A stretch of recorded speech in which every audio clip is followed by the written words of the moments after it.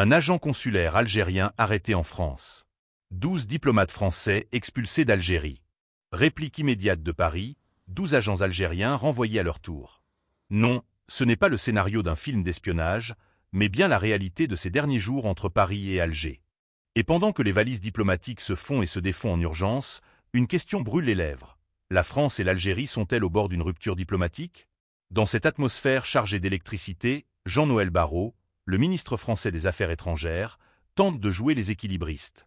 D'un côté, il affirme la fermeté de la France. « Nous avons démontré notre capacité à répliquer sans hésiter et avec fermeté », déclare-t-il.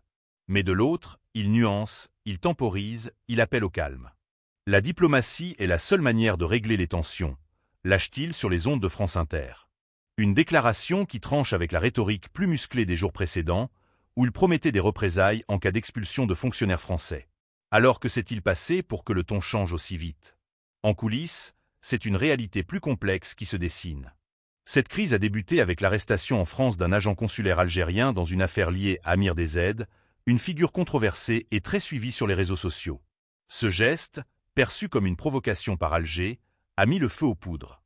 Résultat, une réaction en chaîne, des expulsions croisées et un climat glacé qui rappelle les heures les plus tendues de l'histoire franco-algérienne.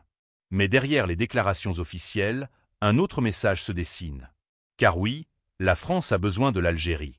Besoin d'elle pour lutter contre l'immigration irrégulière. Pour échanger des informations de renseignement. Et même, fait rare, pour faire avancer des dossiers culturels et politiques comme la libération de l'écrivain Boualem Sansal, évoqué par Barrot. Et si l'intérêt commun primait sur l'orgueil national? Car derrière les postures politiques se cachent des enjeux majeurs. Coopération sécuritaire, liens économiques, diaspora franco-algérienne. Le dialogue, malgré tout, reste incontournable. Dans un ultime appel à la raison, le ministre conclut « Il faut toujours évidemment donner sa chance au dialogue ». Une phrase qui sonne comme une tentative de désamorcer une bombe à retardement. Alors, cette crise n'est-elle qu'un épisode de plus dans une relation faite de passion, de douleurs historiques et d'intérêts partagés? Ou bien un tournant décisif, vers une nouvelle ère, plus froide, plus distante? N'hésitez pas à partager vos avis en commentaire et à vous abonner pour ne rien manquer de nos prochaines vidéos. C'était l'actualité du jour. Merci de nous avoir écoutés.